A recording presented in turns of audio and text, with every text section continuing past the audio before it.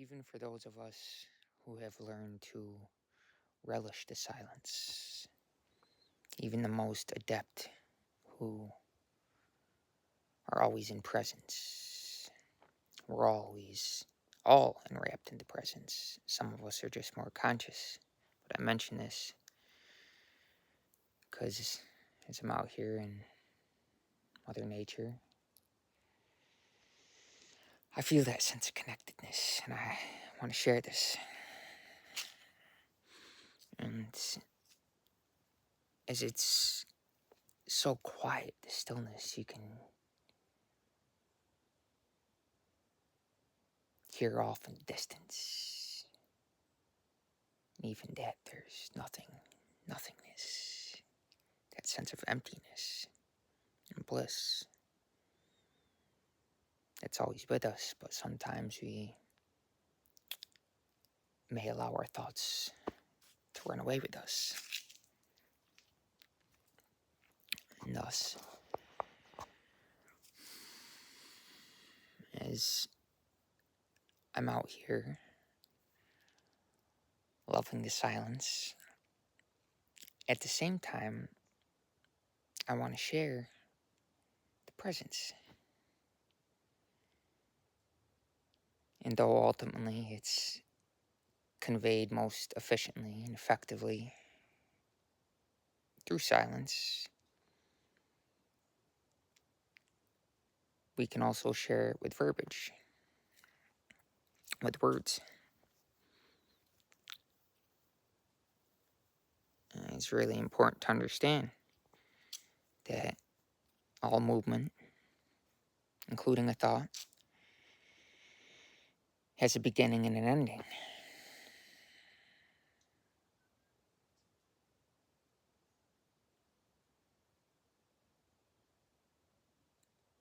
But silence, absolute stillness, is beginningless and endless. And thus it is boundless. Hence, in ancient mystical cultures, it's been said that breathlessness is deathlessness.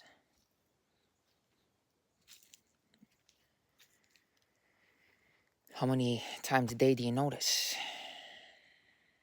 the movement of the breath, the life breath, the process?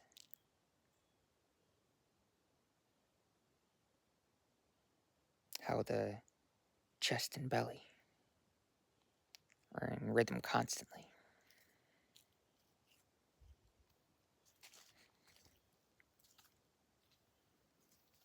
It can keep you engaged for hours.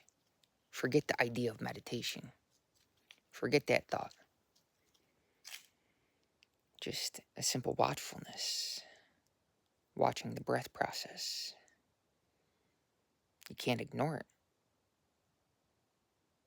How the chest and belly are in rhythm endlessly.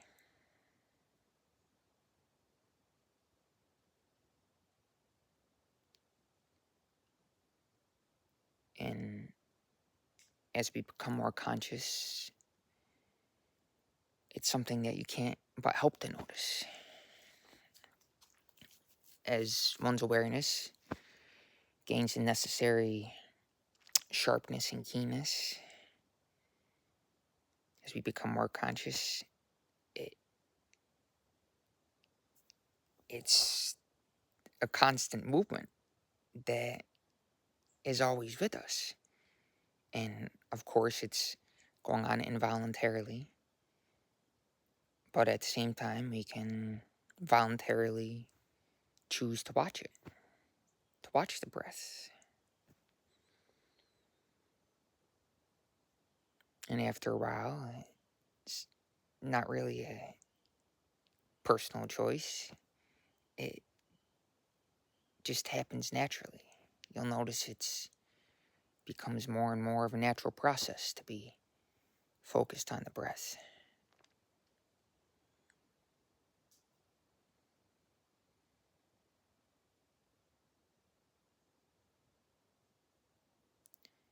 And so I mention this as I'm surrounded by trees,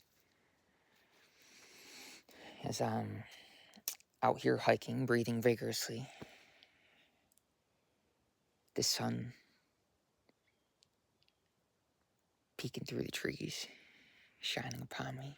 What a blessing it is. What a phenomenon it is to be living and breathing and being and smiling and sharing and caring.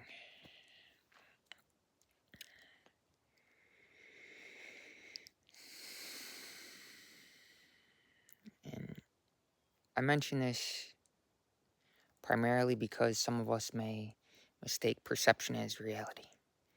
And we really want to understand that thinking that perception is reality is a limiting contextualization. It may be true for an individual person, but that's not the fundamental reality, which is beyond all surface appearance. And we get in tune with that reality, the fundamental reality, by being more and more so aware of the breath.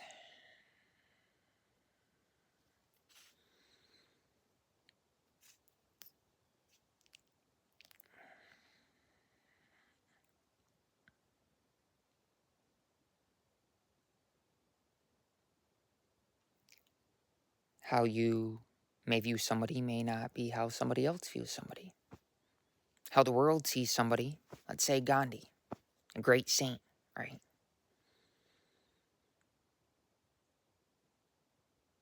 Is not necessarily what matters existentially. How they were within themselves is what matters existentially. We can say Gandhi, maybe outwardly he was a great saint and tried to do so many good things for other people, but inwardly he tortured himself. I'm not saying this is so, I'm just hypothetical as an example. And we could say Hitler, a tyrant.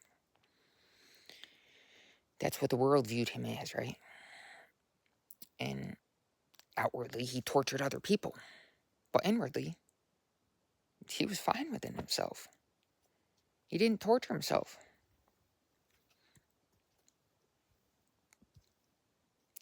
So the appearance, Gandhi versus Hitler may not be exactly how it seems, right?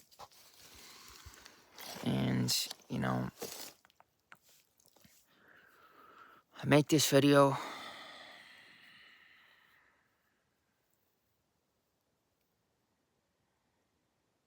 because I want to get up close and personal with you.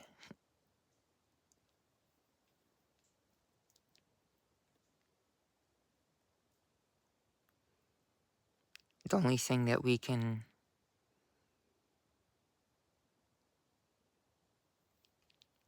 really do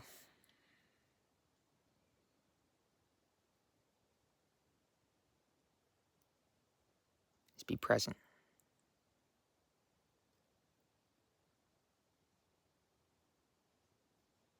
Whatever's happening around us can't take us out of the presence, even our own thought process. Which oftentimes, if we're observant, we notice that it's rehashing the past or anticipating the future. Because the only way we can relate to anything of the past is through thought, memory, relationships, and experience.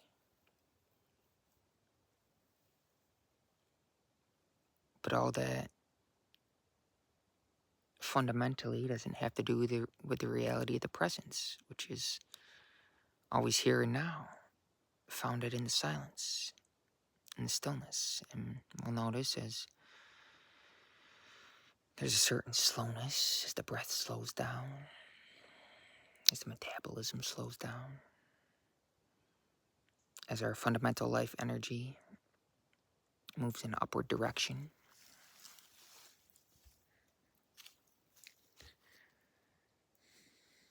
We'll realize that we aren't our perception, that we aren't the mind. And it's want to dissection, and analyze reality and pick it apart. Yes, of course, that's necessary somewhat in a certain context for survival. But if you notice, the baby doesn't care, doesn't give who is who. They're only attached to the mother because of the survival instinct. She didn't have breasts. She wasn't feeding the baby. Baby wouldn't care. There's not a preference between that and this. The baby is simply loving awareness, stillness. That watchfulness is natural. Then it grows up and gets conditioned by society and starts rehashing memory, and thus forming a personality, and can lose track of that state of loving awareness, which is the presence of silence, founded in stillness and slowness. We can all observe this. Simply, the baby, if you're nice to him, if you have the right energy, that's all they care about. They don't care if you're successful. They don't care if you have this label or have that possession or if you're that person.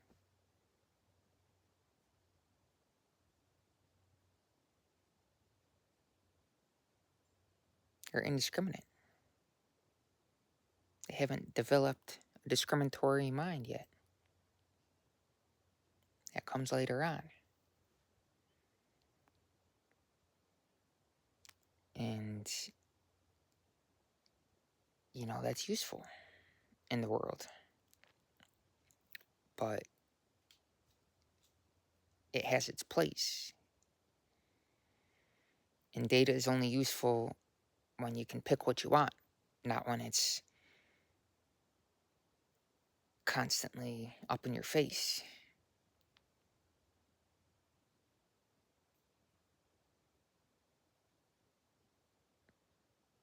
When you can hold it in place, you can hold it where you want. You can pick what you want from it as it's relevant and needed and useful. But there's no identification with it.